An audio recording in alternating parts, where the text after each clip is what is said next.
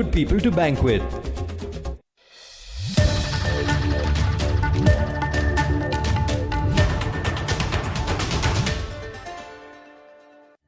नमस्कार, मैं हूं आपके साथ कविता थपलियाल और आप देख रहे हैं कंज्यूमर इज किंग। आज हम एक खास मुद्दे पर बात करने वाले हैं। कंज्यूमर अफेयर मिनिस्ट्री की ओर से कंज्यूमर प्रोटेक्शन एक्ट के तहत डायरेक्ट सेलिंग से जुड़े नियमों की अधिसूचना जो है वो जारी कर दी गई है। नए नियम डायरेक्ट सेलिंग से जुड़ी कंपनियों और ई कॉमर्स प्लेटफॉर्म का इस्तेमाल करने वाले डायरेक्ट सेलर्स पर भी लागू होंगे। इस विषय पर एक्सपर्ट्स के साथ हम विस्तार से बात करेंगे, लेकिन आखिर ये पूरा मामला क्या है, देखिए इस रिपोर्ट में। ग्राहकों के हितों को ध्यान में रखते हुए सरकार की ओर से कंज्यूमर प्रोटेक्शन एक्ट के तहत डायरेक्ट सेलिंग से जुड़े नियमों की अधिसूचना जारी कर दी गई है। नए नियमों के मुताबिक राज्यों को डायरेक्ट सेलिंग से जुड़ी कंपनियों की मॉनिटरिंग के लिए मैकेनिज्म बनाना होगा। इसके साथ ही डायरेक्ट सेलर के प्रोडक्ट्स या सर्विस से अगर ग्राहक को शिकायत होती है तो जिम्मेदारी डायरेक्ट सेलिंग कंपनियों को भी लेनी होगी। ग्राहकों की समस्या के निपटारे के लिए ग्रीवेंस रिड्रेसल ऑफिसर की नियुक्ति की जाएगी।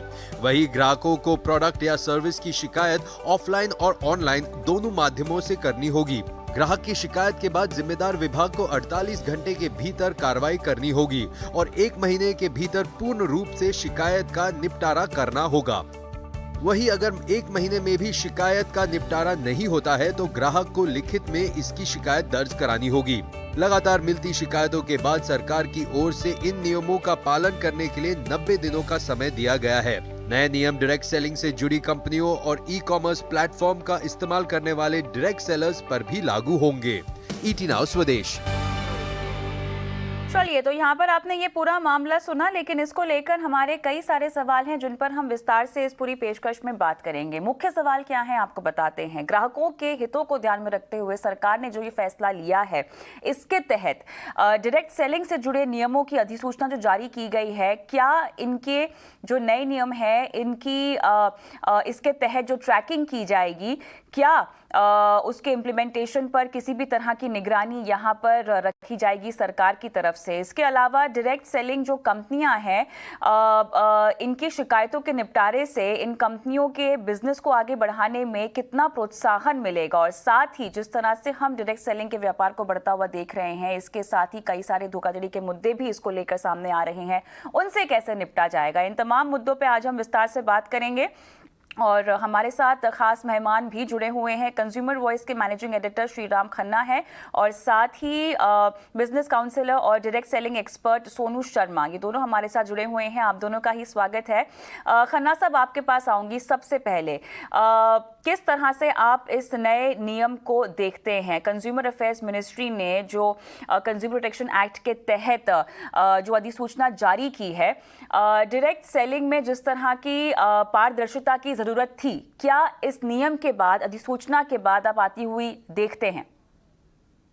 देखिए, कई सालों से डायरेक्ट सेलिंग इंडस्ट्री के लोग सरकार से ये मांग करते रहे हैं कि उनको रिकॉग्नाइज करके उनके लिए कोई रूल्स बनाए जाएं जिससे कि उनका बिजनेस आम पब्लिक को लेजिटिमेट लगे। क्योंकि नॉर्मली डायरेक्ट सेलिंग किस तरह है कि भाई एक आदमी दूसरे को बेचता है, दूसरा तीसरे को बेचता है, और पर्सन टू पर्सन मार्केटिंग का वो चैनल बनता है। और ये जो शोरूम्स और होलसेलर और रिटेलर के चैनल के को अवॉइड करते हैं, तो ये इसमें पता नहीं लगता कि कौन आदमी किसके बिहाफ पे काम कर रहा है, और इसको शक की दृष्टि से भी देखा जाता है कुछ देशों में। तो इसलिए ये इंडस्ट्री मांग करती रही है कि डायरेक्ट सेलिंग इंडस्ट्री को रिकॉग्नाइज किया जाए और उसके काम को, जो इसका काम है, इसको प्रोत्साहित किया जाए। और वो ये चाहते थे कि इस तरह के रूल बने, और मैं सोचता हूँ कि जो लोग डायरेक्ट इंडस्ट्री में हैं, डायरेक्ट मार्केटर्स हैं, वो उनको इसका स्वागत करना चाहिए, और हम उपभोक्ताओं के बिहाफ पे इनका इस रूल्स का स्वागत करते हैं। जी चलिए, आप तो कह रहे हैं कि आप इन नियमों का स्वागत करते हैं, लेकिन सोनू शर्मा जी, अगर आप मुझे सुन सकते हैं, दर्शकों को हम बताना चाहते हैं विस्तार से कि ये नए नियम क्या है और किस तरह से एक्सेप्टेंस डायरेक्ट सेलिंग को लेकर इन अधिसूचना के बावजूद आप बढ़ती हुई देख रहे हैं। मुझे आपका आवाज आ रहा है मैम?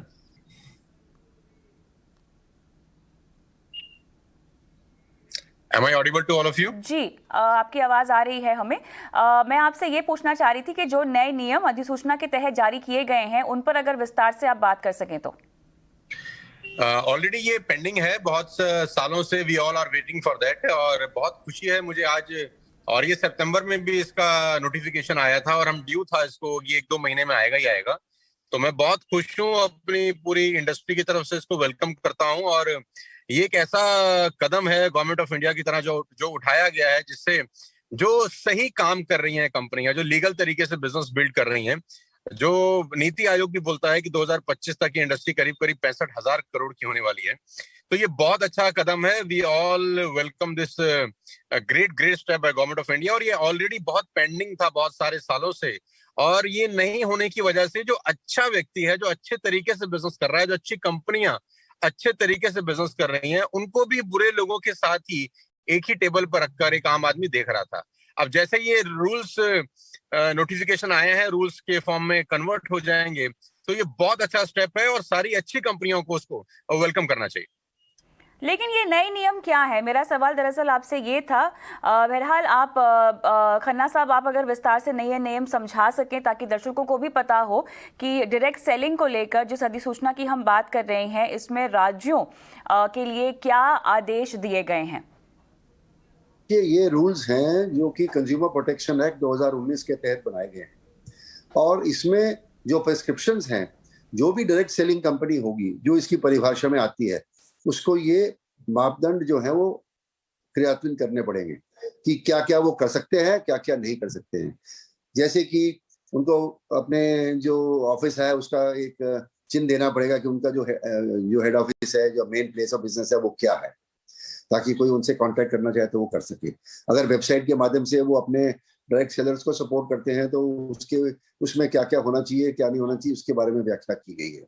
फिर ये भी बताया गया है कि जो उनके बिहाफ पे सेल कर रहे हैं वो किस तरह से पारदर्शी रूप से कंज्यूमर्स को सारी जानकारी देंगे, और कंज्यूमर्स के मांगने पर क्या क्या इंफॉर्मेशन उनको देनी चाहिए, वो सब इसके अंदर चिन्हित है। मोटी बात यह है कि इस इंडस्ट्री को ये कहा गया है कि आप पारदर्शी रूप से अपना काम करिए, और जो माल बेचते हैं उसके बारे में, माल के बारे में, उसकी गुणवत्ता के बारे में, उसके दाम के बारे में, उसके ब्रेकअप के बारे में, उसकी वारंटी के बारे में, उसकी गारंटीज के बारे में, वो सारी इंफॉर्मेशन कंज्यूमर को दें, जिसके बेसिस पर वो ये स्टडी कर सके और फिर वो खरीद सके।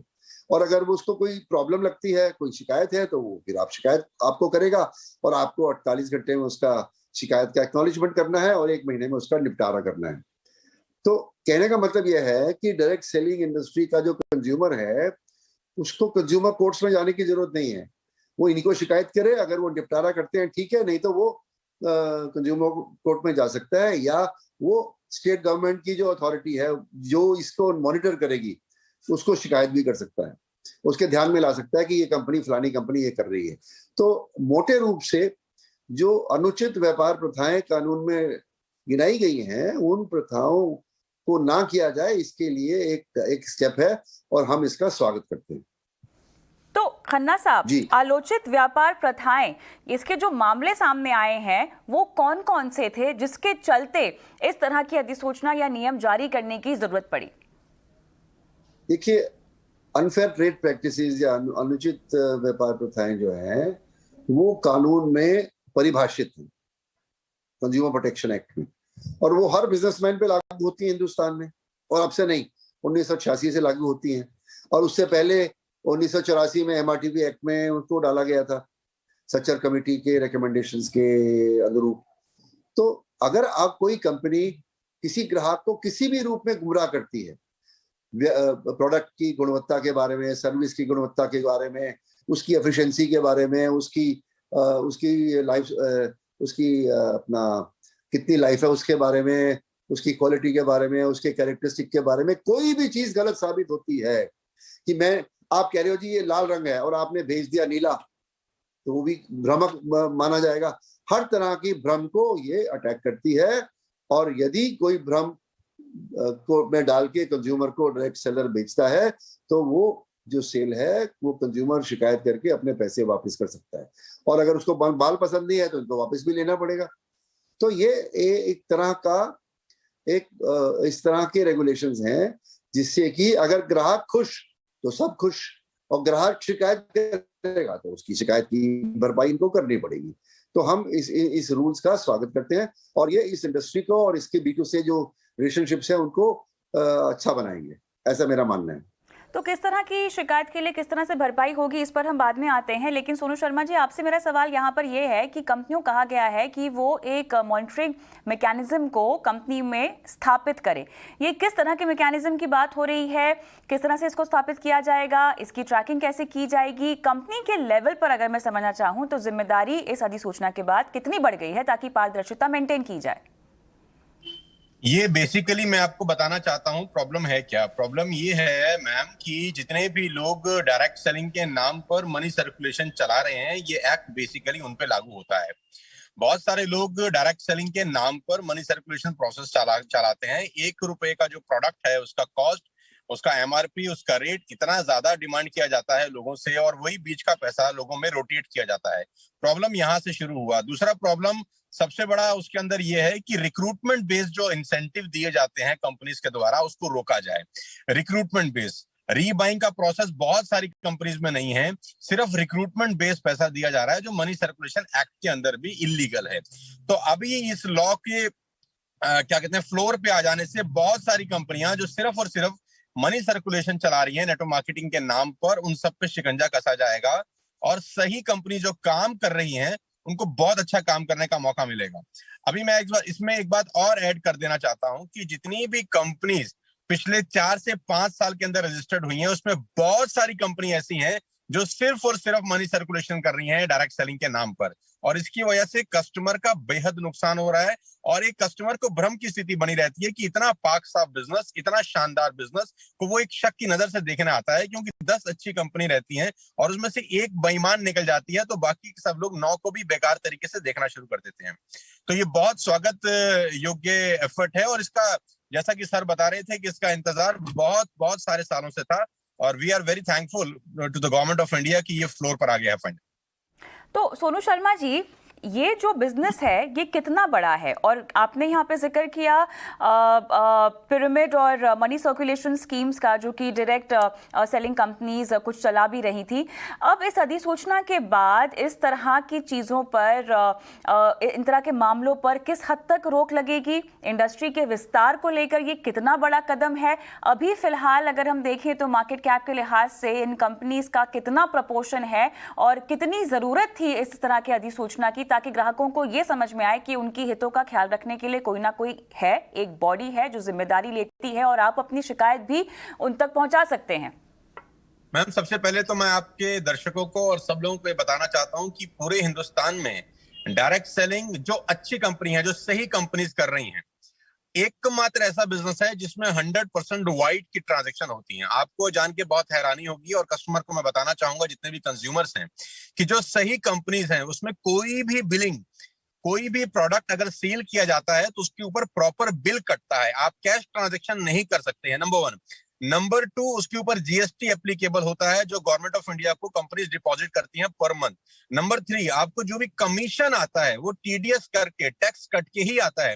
ये एकमात्र ऐसा प्रोफेशन है पूरे हिंदुस्तान के अंदर जहां 100% ट्रांसपेरेंसी होती है और लीगल सिस्टम अपनाया जाता है। आज ये करीब करीब 15,000 से 20,000 करोड़ रुपए का इंडस्ट्री है। नीति आयोग का खुद का ये मानना है, केपीएमजी का खुद का ये रिपोर्ट है कि अगर ये इंडस्ट्री सही रही तो 2025 तक करीब करीब 65 से 70 हजार करोड़ रुपए की इंडस्ट्री है, जहां एक आम भारतीय को रोजगार मिलने की अपार संभावनाएं हैं। आज हिंदुस्तान में आपको पता है कोविड-19 के कारण बहुत सारे लोगों को नौकरी की समस्या है, अनएम्प्लॉयमेंट अपने चरम सीमा पर है। ये एकमात्र ऐसी इंडस्ट्री है जो लोगों को अनएम्प्लॉयमेंट से मुक्त, जो प्रॉब्लम फेस कर रहे हैं लोग बाग, उनको एम्प्लॉयमेंट प्रोवाइड करा सकती है बनस्पत।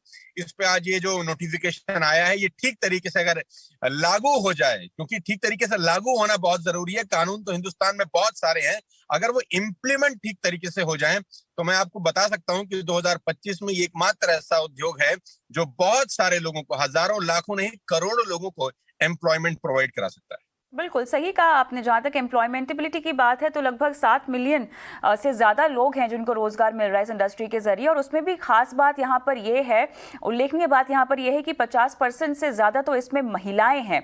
और जिन अधिसूचना नियमों की हम बात कर रहे हैं, और इन कंपनियों को लगभग 90 दिनों में जो है इनकी इम्प्लीमेंटेशन और इन नियमों को कंप्लाई भी करना होगा। तो खन्ना साहब, सवाल अब यहाँ पर ये उठता है कि हम डायरेक्ट सेलिंग की जब बात करते हैं तो बहुत सारे अंतर्राष्ट्रीय ब्रांड्स का नाम यहाँ पर आता है। जो भी हमने केसेस धोखाधड़ी के या पारदर्शिता की हमने बात की है, कितना भरोसा मिलेगा या कितना एस्टैब्लिशमेंट में और आसानी मिलेगी इन इंटरनेशनल ब्रांड्स को अपने कदम भारत में रखने के लिए? क्योंकि हम बड़े बड़े नाम देखते हैं, एमवे, टपरवेयर, ओरिफ्लेम, कई तरह की ऐसी डायरेक्ट सेलिंग प्रोडक्ट्स हैं जो इन कंपनियों के हम खरीद पाते हैं। कहीं ना कहीं जिन पॉन्जी स्कीम्स की हम बात कर रहे हैं, मनी सर्कुलेशन की बात कर रहे हैं, इनके ब्रांड को हिट होता होगा इन सब की वजह से। अब ये ब्रांड्स किस तरह से स्टैंड आउट करेंगे? देखिए, जो मनी सर्कुलेशन स्कीम है वो इन रूल्स में कवर नहीं होते। तो कोई मनी सर्कुलेशन स्कीम अपने आप को डायरेक्ट सेलर कह के अपना काम नहीं कर सकता। ये एक इसकी इन रूल्स का एक फायदा होगा।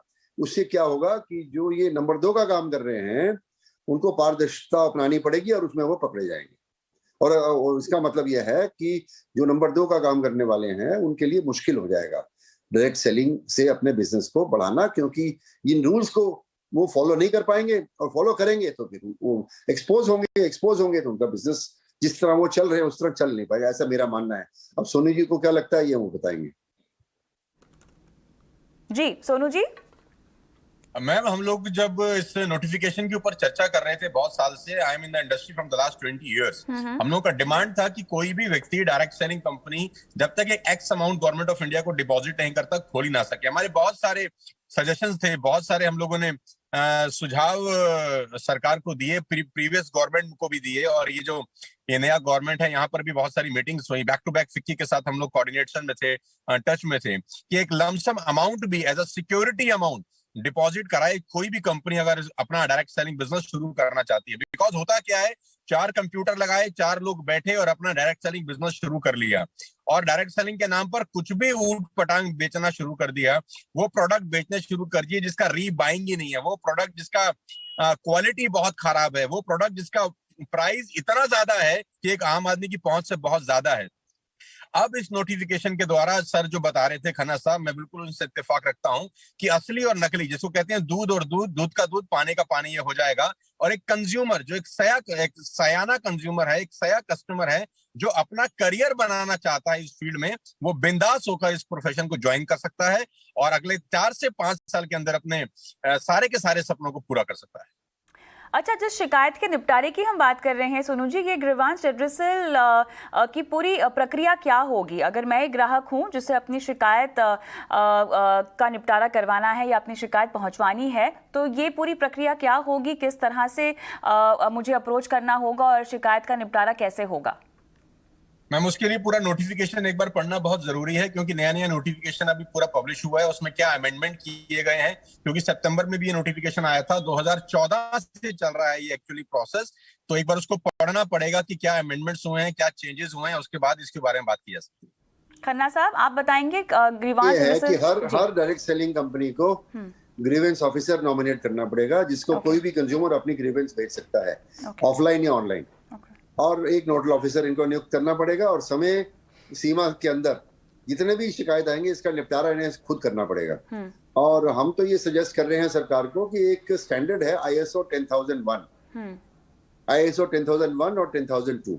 ISO 10002 ये बताता है कि किस तरह किसी कंपनी को कंज्यूमर्स की कंप्लेंट्स को रिसीव करना चाहिए, एक्नॉलेज करना चाहिए, उनको प्रोसेस करके उनका निपटारा करना चाहिए। तो हर कंपनी अपना तरीका अपना सकती है, परंतु अगर एक मापदंड होगा तो वो सबके लिए आसान हो जाएगा और मॉनिटरिंग भी उसकी आसानी से हो जाएगी। इसलिए हम तो ये सजेस्ट कर रहे हैं गवर्नमेंट को कि ISO 10002 को अप्लाई किया जाए और इन रूल्स में ISO 10002 को भी मेंशन किया जाए। और अगर नहीं मेंशन करना चाहते तो कंपनीज स्वयं ही ISO 10002 फॉलो करना शुरू कर दें। वो एक ग्लोबल स्टैंडर्ड है कंज्यूमर कंप्लेंट रिड्रेसल का, और उससे उनकी कंपनी की साख बढ़ेगी।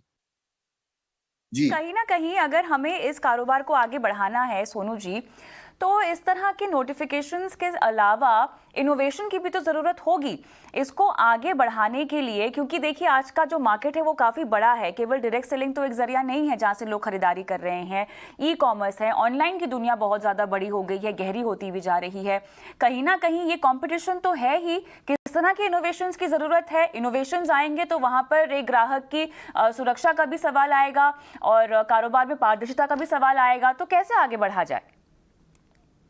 पहले तो मैडम मैं आपको ये बता दूं कि जो डायरेक्ट सेलिंग के थ्रू प्रोडक्ट का खरीद फरोख्त होता है और सेल परचेज होता है, और जो दूसरा माध्यम है प्रोडक्ट को सेल और परचेज करने का, दोनों में जमीन और आसमान का फर्क है। पहली बात तो जितना भाई अच्छा डायरेक्ट सेलिंग कंपनी है, मैं नाम यहाँ पर नहीं लेना चाहूंगा, ABCDEF जो भी कंपनीज हैं जो अच्छे तरीके से डायरेक्ट सेलिंग करती हैं और जिनमें रीबाइंग होती है। रीबाइंग का मेरा मतलब बड़ा सीधा सा है कि एक ही प्रोडक्ट को बार बार बेचा जाता है और खरीदा जाता है। एक ही कस्टमर एक ही प्रोडक्ट को बार बार बाय करता है। तो इनोवेशन इसलिए भी बढ़ जाता है क्योंकि कंपनी तभी ही बड़ी होती है जब एक ही कस्टमर उसी प्रोडक्ट को बार बार खरीदता है, और बार बार तभी खरीदेगा जब उसका क्वालिटी, उसका वैल्यू और उसका प्राइस उसको माफिक लगेगा बाजार के मुताबिक। तो ये बहुत ज्यादा जरूरी है किसी भी कंपनी के लिए कि वो इनोवेटिव रहेगी अपने प्रोडक्ट्स की क्वालिटी में, क्योंकि उसका प्रोडक्ट अगर बार बार बिकेगा नहीं तो कंपनी का टर्नओवर बढ़ेगा नहीं। क्योंकि यहाँ पर असली और नकली का भेद मालूम चलेगा, क्योंकि जो नकली कंपनी रहती है वो रिक्रूटमेंट पे पैसा देती है। आपने किसी एक व्यक्ति को रिक्रूट किया and you will earn 10,000 rupees और 5,000 रुपीज, उसके बाद वो बाइंग करे कि ना करे किसी को कोई मतलब नहीं रहता।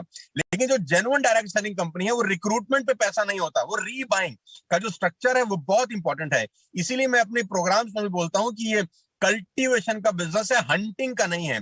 जो नकली कंपनी है वो हंटिंग करती है बेसिकली। तो इनोवेशन करना पड़ेगा सारी कंपनियों को अपनी प्रोडक्ट की क्वालिटी बढ़ाने के लिए।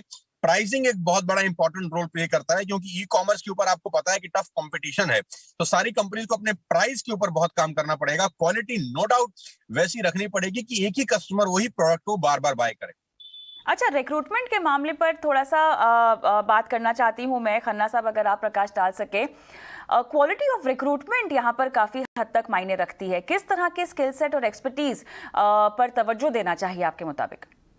देखिए, हमारे जो इकोनॉमिक डेटा आ रहे हैं उसमें यह बताया जा रहा है कि जो यंगर एलिमेंट है, जो ग्रेजुएट हैं, जो 12वीं पास हैं, जो पढ़ लिख के बैठे हैं, उनको नौकरी नहीं मिल रही है। और लाखों लोग हैं हर स्टेट में। तो अनएम्प्लॉयमेंट इतनी बड़ी हुई है कि कोई भी नया एवेन्यू एम्प्लॉयमेंट का, इनमें से कई लोग ऐसे होंगे जो डायरेक्ट सेलिंग में जा सकते हैं। और सोनू जी बताएंगे डायरेक्ट सेलिंग में क्या चाहिए आपको। अच्छी प्रेजेंटेशन, अच्छे बोलने का तरीका, अच्छा समझाने का तरीका और अप्रोच करने का तरीका। और जो आदमी ये सब गुण रखता है वो डायरेक्ट सेलिंग में जा सकता है। और आजकल तो ये है कि आजकल ई कॉमर्स वालों ने तो आर्मी यंग लोगों की रिक्रूट करी हुई है, जो मोटरसाइकिल स्कूटर पे अपना बस्ता पीछे उठा के और माल डिलीवर कर रहे हैं। तो जो उनमें से बढ़िया इन क्वालिटीज को रखते हैं वो डिलीवरी बॉय की जगह वे सेल्समैन भी बन सकते हैं, और उनका लेजिटिमेसी होगा, उनके पास आइडेंटिफिकेशन होगा, किसी डायरेक्ट सेलिंग कंपनी से वो जुड़े होंगे, तो घर घर जाके भी वो ये माल बेच सकते हैं। तो मैं इसका स्वागत करता हूं, क्योंकि ये इंडस्ट्री एक नई तरह की सेल्फ एम्प्लॉयमेंट लाएगी। क्योंकि जो डायरेक्ट सेलर है वो उस तरह का एम्प्लॉय नहीं है जो तनख्वाह के बेसिस पे काम कर रहा है और जो दफ्तर में बैठा हुआ है। वो परफॉर्मेंस के बेसिस पे माल बेचेगा तो उसको पैसा मिलेगा, और माल बेच नहीं पाएगा तो पैसा नहीं मिलेगा। तो इसलिए ये बिजनेस को भी बढ़ाएगा और अपनी एम्प्लॉयमेंट भी जनरेट होगी, ऐसा मेरा मानना है। इसलिए मैं इसका स्वागत करता हूँ जी। महिलाओं के रोल में सोनू जी कितना और इजाफा हो सकता है? क्योंकि महिलाएं कहीं ना कहीं as an employee trust factor भी लेके आती हैं, स्पेशली अगर मैं कस्टमर पॉइंट ऑफ व्यू से देखना चाहूँ। अब जिस तरह से हम महामारी से भी गुजरे हैं, आगे चलते हुए क्या आपको लगता है कि जो प्रपोर्शन हम विमेन का देख रहे हैं इस पूरे सेक्टर में, इसमें इजाफा होगा या इस पर भी खास फोकस देना चाहिए कंपनियों को?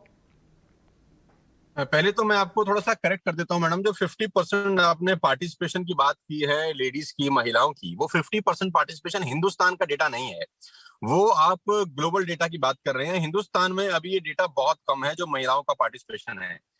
अब चूंकि इस नोटिफिकेशन के बाद, इस प्रोटोकॉल के बाद, इस रूल्स रेगुलेशन के बाद, इस लॉ के बाद मेरे को 100% ये श्योरिटी है कि महिलाओं की भागीदारी बढ़ेगी, क्योंकि जो 50% का डेटा आप बता रहे हैं वो ग्लोबल डेटा है। हिंदुस्तान के हिसाब से ये 50-50 का रेशियो अभी नहीं है, तो ये बहुत बड़ा मार्केट है महिलाओं के लिए। और सबसे अच्छी बात तो ये है कि वो महिलाएं अपने घर में बैठ के इस बिजनेस को बिल्ड कर सकती हैं। वो सिर्फ घर में बैठ के अपने बच्चों की परवरिश के साथ साथ अपने इन-लॉज को देख रहे, अपने हस्बैंड की सर्विस के साथ साथ अपने घर में बैठ के इस बिजनेस को बिल्ड कर सकती हैं। उनको एक कॉन्फिडेंस मिलेगा। दरअसल रजत बैनर्जी जो है इंडियन डायरेक्ट सेलिंग एसोसिएशन के चेयरमैन, उनके जरिए जो स्टेटमेंट आई है, मैं वही स्टेटमेंट का जिक्र यहाँ पर कर रही हूँ, जहाँ पर उन्होंने खासतौर से लिखा हुआ है कि 50% यहाँ पर महिलाओं को लाइवलीहुड प्रोवाइड किया जाता है इस सेक्टर की वजह से, की तरफ से। मैडम वो ग्लोबल डेटा है मैडम। हिंदुस्तान में 50% और 50% का रेशियो नहीं है। I am into the field from the last 20 years. अगर मैं प्रोग्राम करता हूँ कहीं 10,000 लोगों का, तो उसमें 1,000 लेडीज होती हैं और 9,000 जेंट्स होते हैं, राइट। तो वो ग्लोबल डेटा है। वो बिल्कुल ठीक कह रहे हैं, लेकिन वो डेटा ग्लोबल है। इसीलिए मैं ये कह रहा हूँ कि ये बहुत बड़ा वैक्यूम है, एक बहुत बड़ा अपॉर्चुनिटी है महिलाओं के लिए कि वो फ्रंट में आ सकती हैं और उनमें काबिलियत है। महिलाओं में मैं हमेशा से मानता हूं कि पुरुषों से ज्यादा काबिलियत होती है इस बिजनेस को बिल्ड करने की। अब वो एक सेफ सिक्योर एनवायरनमेंट में इस बिजनेस को बिल्ड कर पाएंगी इस नोटिफिकेशन के बाद। और मुझे ऐसा लगता है कि आने वाले 4-5 साल के अंदर बहुत बड़ा काम हो सकता है इस फील्ड में ड्यू टू दिस नोटिफिकेशन। चलिए, तो मेरे ख्याल से यहाँ पर एक बार फिर से ग्राहकों की सुध आई है, जिसके चलते हमने ये अधिसूचना और ये नियम जारी होते हुए देखा है। एक बार फिर से डायरेक्ट सेलिंग जो एक सेक्टर है, लगातार सवालों के सर्कल में घिरा रहता है इन टर्म्स ऑफ पारदर्शिता, और जिस भी तरह कि यहाँ पर मनी मेकिंग प्रैक्टिसेस हमने होती हुई देखी हैं पिछले दिनों, इसको लेकर कवायद एक बार फिर से शुरू होती हुई दिखाई दे रही है। उम्मीद करते हैं कि ये सेक्टर आगे बढ़ते हुए कॉम्पिटिशन को फेस करने में कामयाब रहे। बहुत बहुत शुक्रिया आप दोनों का इस खास पेशकश में शामिल होने के लिए। कंज्यूमर किंग में आज के लिए इतना ही। मुझे भी इजाजत दें। नमस्कार।